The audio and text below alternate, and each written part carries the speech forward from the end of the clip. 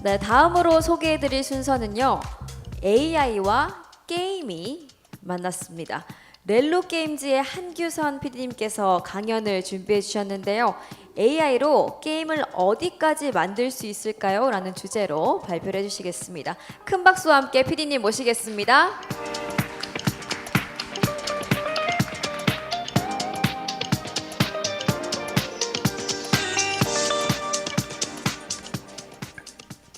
네, 안녕하세요. 렐로 게임스 한규선입니다. 오늘 AI로 게임을 어디까지 만들 수 있을까에 대한 주제에 대해서 이제 말씀을 드릴 텐데요.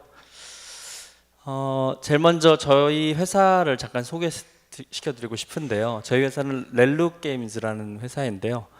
이 딥러닝을 조금 공부하셨던 분이면 다 아실 텐데, 이 렐로라는 말은 되게 유명한 함수에서 왔어요. 그래서 영을 다 마이너스를 다 0으로 이렇게 바꿔버리는 그런 함수이거든요.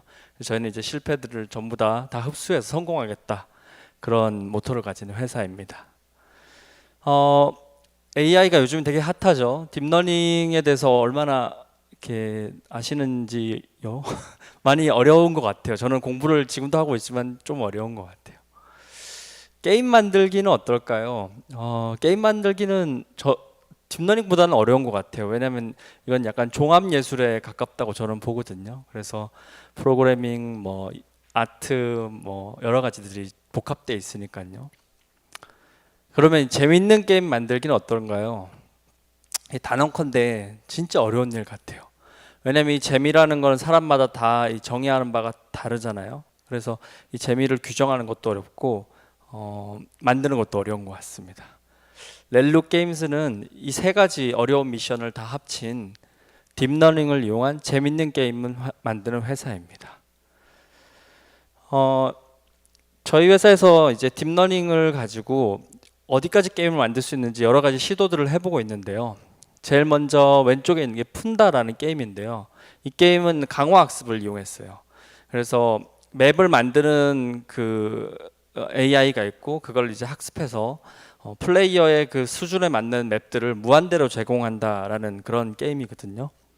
그리고 오른쪽에는 워케스트라라는 게임이 있습니다. 이 게임은 그 군대의 지휘관이 돼서 부대들을 이제 통솔하는 게임인데 음성으로 합니다. 그래서 뭐 공격 앞으로 이러면 다 같이 우르르 가는 그런 느낌이라고 봐야겠죠. 이 워케스트라에서 음성 인식에 대한 가능성을 보고 나온 게임이 마법소녀 카와이 러블리 쥐큉도큉 박큉 북큉 루루핑이라는 게임이거든요. 꼭 플레임을 불러주시고요. 네, 이 게임은 출산율 저하 때문에 이제 마법소녀가 세상에 이제 많이 없기 때문에 그 이제 잠재력을 가진 사람들을 뽑아서 마법소녀로서 이제 발탁하는 그런 게임이거든요. 그래서 플레이어가 직접 마법을 외우는 그런 게임입니다. 지금 저쪽 그 전시장에서 지금 시연회 할 수 있으니까 가셔서 꼭 자신의 마법력을 한번 점검해 보시는 거 좋을 것 같습니다. 오늘 조금 더 상세히 다룰 거는 제가 이제 프로듀싱한 게임인데요. 이제 Uncover the Smoking Gun이라는 게임입니다. 이 게임은 6월에 출시됐고요. 현재 서비스 중입니다. 이 스모킹 건이라는 말에 대해서 아시고 계시나요? 지금 여기서 보면은 총을 쏜 사람이 누군지 바로 알 수 있죠. 왜냐면은 연기가 나는 총을 가지고 있는 사람이 범인일 테니까요. 그래서 셜록 홈즈의 소설에서 등장하는 단어인데 결정적 증거를 의미합니다. 그래서 이 Uncover the Smoking Gun은 결정적 증거를 찾아내는 추리 게임인데, 가장 다른 점은 뭐냐면은 우리 게임에는 선택지가 없어요. 선택지라는 걸 뭘 의미하냐면은 보통 이렇게 대화를 할 때 위에 있는 두 가지 중에 하나를 선택하게끔 이렇게 게임에서 대화를 진행하거든요. 그래서 플레이어는 이 게임사가 미리 만들어 놓은 이야기를 하나씩 선택해 가면서 가는 그런 방식으로 진행하거든요. 실제 뭐 셜록 홈즈라는 게임도 그렇게 진행되고 있고요. 저희 게임에서는 만약에 궁금한 게 있다. 사실 사건 현장을 내가 간다 그러면 너무 많은 게 궁금할 거 아니에요? 뭐 예를 들어서 뭐 저 의자는 왜 파란색이야? 뭐 이런 거부터, 그죠? 그러면은 그냥 물어보면 됩니다. 그래서 사건 현장 당시에 어디에서 뭘 했냐라고 제가 한번 용의자한테 질문을 했다 그러면은 이 게임에서는 용의자가 대답을 해줍니다. 그래서 6시 40분부터 거실에서 한 발자국도 움직이지 않았다면서 자신의 결백을 조금 강조하는 말까지 넣어서 이렇게 얘기를 하죠. 제가 이 게임을 만들면서 가장 고민했던 부분은 뭐냐면은 사람들은 질문을 되게 어려워하는 것 같아요.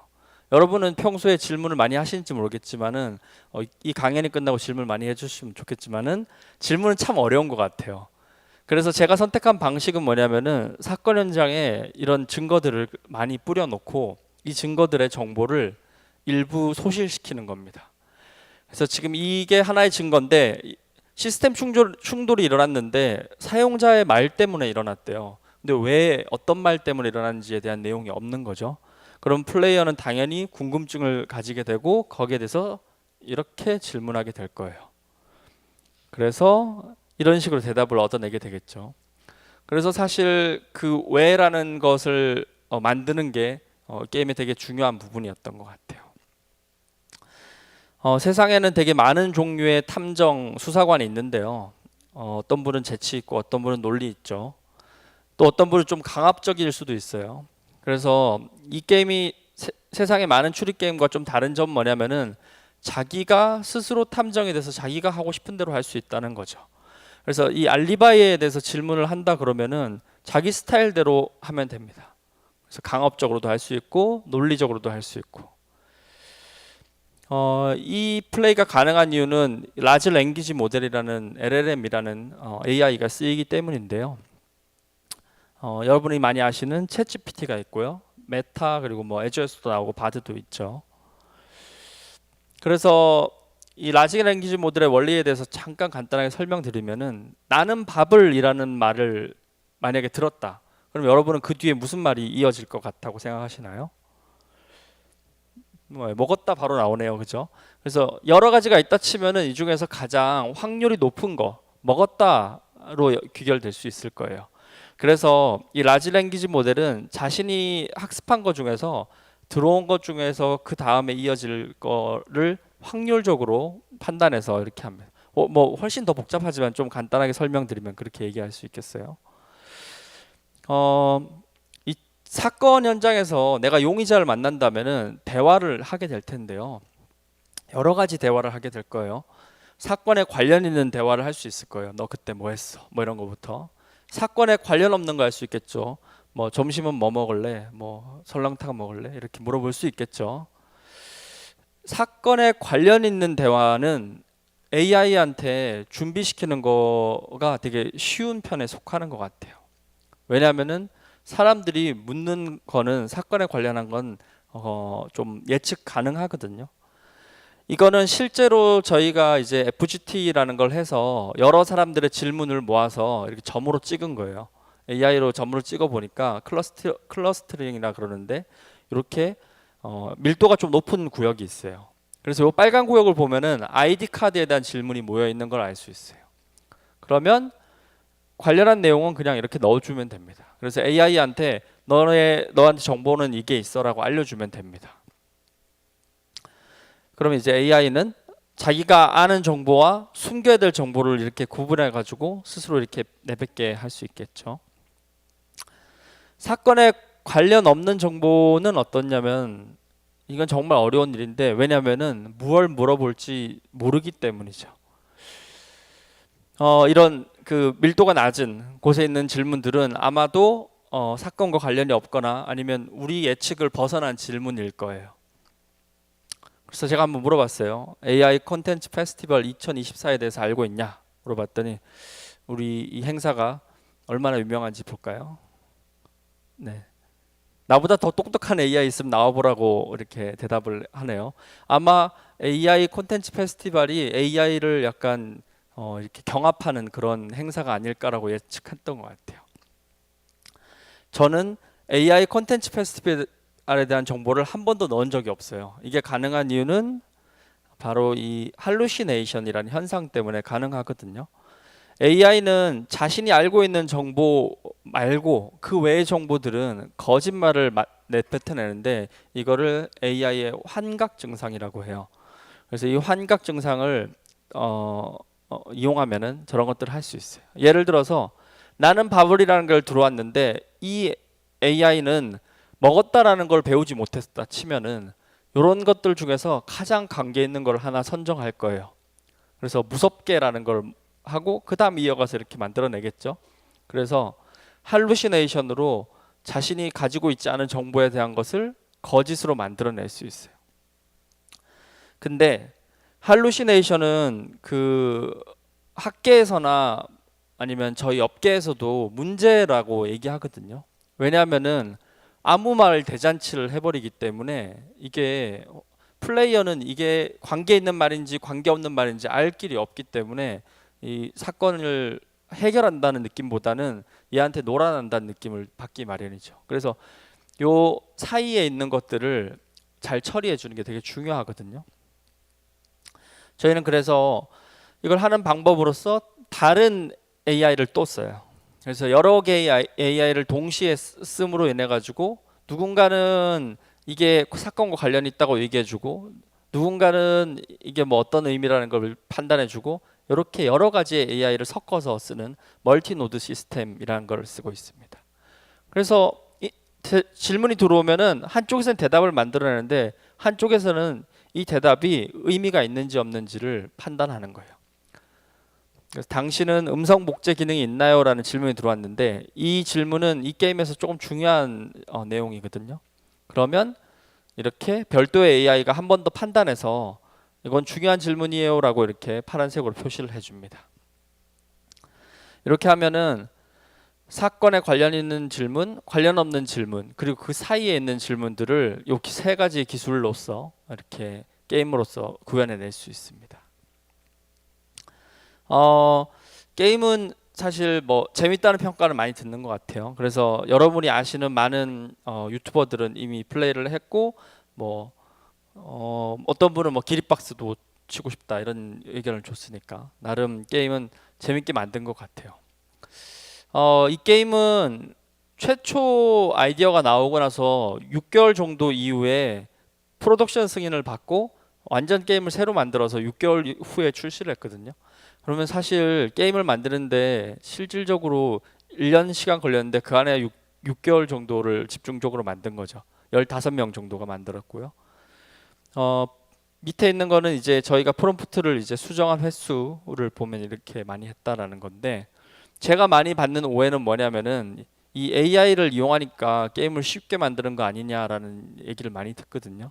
근데 이 칼럼을 한번 읽어보시면 저는 추천드리는데 사실 AI는 게임을 쉽게 만들어 주진 않는 것 같아요. 오늘 그 주제에 좀 부합하는 얘기를 이제 좀 할 수 있을 것 같은데요. AI가 가지고 있는 좋은 점이 분명히 있지만은 AI를 가지고 게임을 만드는 거는 다른 영역이라고 생각하거든요. 그래서 저희는 게임 디자인에 조금 더 초점을 맞췄어요. 그래서 처음에 AI가 가지는 장점은 분명히 있거든요. 프로토타이핑을 빨리 할 수 있어요. 그래서 로봇을 멋있게 만들지 않고 노트북에다가 그냥 대화만 할 수 있게 설정해 놓고 그리고 종이들을 깔아서 여기는 사건 현장이에요 라고 하고 대화를 하게 만들어서 프로토타이핑을 했어요. 그래서 게임이 디자인적으로 워킹하는지를 먼저 체크를 하는 걸 빨리 했었던 것 같아요. 그래서 뭐 이런 식인 거죠. 뭐 피 묻은 발자국 저렇게 하고 뭐 청소 도구는 포크로 대처하고 이렇게 해서 빨리 테스트를 하고 나중에 이것들은 실제로 게임으로 다 구현이 됐어요. 저는 그 전공이 학부에서 건축학을 전공했거든요. 그래서 그 플레이어들이 움직이는 동선이나 아니면은 그 공간의 구조를 되게 중요하게 생각하는 사람인데 그래서 사건 현장을 도면으로 만들어서 증거들을 배치하고 플레이어가 어떤 증거들을 어떻게 만나는지를 설계를 했거든요.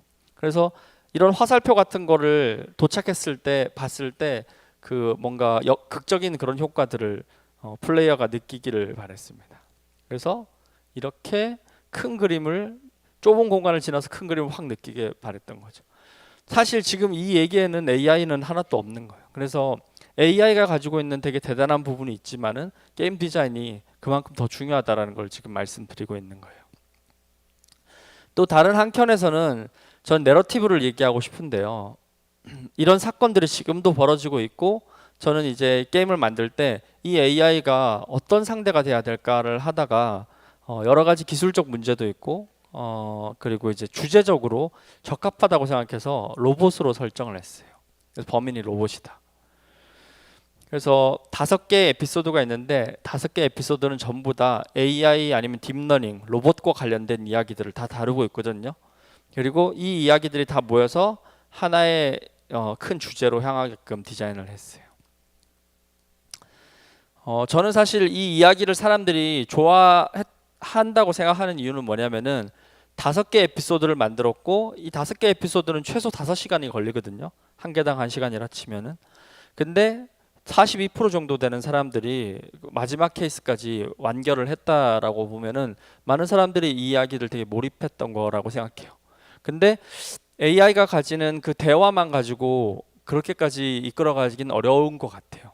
그래서 제가 말씀드리는 거는 이 게임을 만드는데 3가지 축이 필요한데 AI 기술 그리고 게임 디자인, 내러티브 요 3개가 저는 게임을 만드는 핵심이라고 생각합니다. 그래서 플레이어들은 뭐 몰입도 하나든 돌아버린 갓겜 뭐 이러면서 AI랑 킵에 뜨는 게 이렇게 재밌는지 몰랐다 이런 의견들을 주셨는데 이제 거의 마칠 때가 됐는데 저는 사실 이 리뷰를 되게 좋아하거든요. 좀 어려운 말들이 많이 있긴 하지만은 여러분 그 오픈 월드라는 말 알고 계시죠? 그래서 플레이어가 자유롭게 접근할 수 있는 가상 세계를 의미하는데 언커버 더 스모킹 건 이후에 자유 NPC라는 게 세상에 나오게 됐고 저는 이제 텍스트 베이스드 오픈 월드라는 게 이제 시작되었다라고 생각합니다.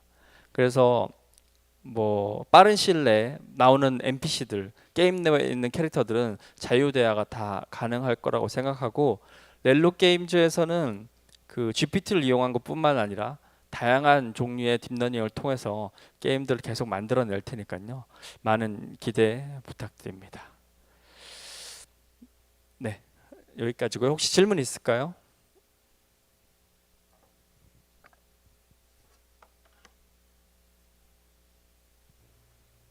네, 역시 질문은 힘들죠. 네, 이해합니다. 네, 네.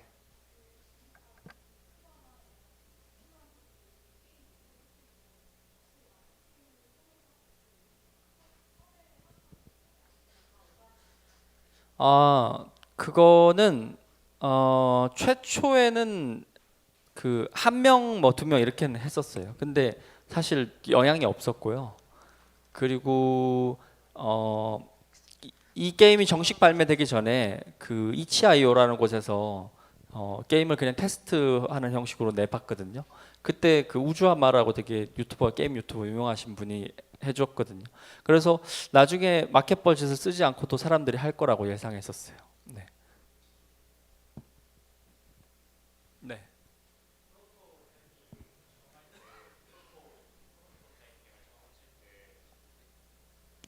네, 프로토타이핑 처음 하실 때 어떤 모델을 사용을 하신 건지. 그 처음에 이치아이오 나올 때는 3.5를 썼었고요. 그래서 사실 대화 퀄리티가 되게 나빠요. 그래서 우주아마 그 플레이 영상을 한번 보시면은 얘네들이 대화하는 수준이 되게 낮다고 느끼실 거거든요. 근데 아까 이제 이 강연에 제가 이제 말미에 얘기 드렸듯이 AI 기술이 설령 떨어질지언정 게임 디자인하고 내러티브 2개가 받쳐준다 그러면 된다고 저는 생각했었거든요. 그래서 나중에 옴니 모델이 나오고 나서 4.0 옴니 모델이 나오고 나서 게임은 진짜 비약적으로 달라진 것 같아요. 그럼에도 불구하고 코어는 그대로 있는 것 같습니다. 네, 감사합니다. 네. 네, 또 명쾌하게 강의를 해주신 한기선 PD님께 큰 박수 부탁드리겠습니다.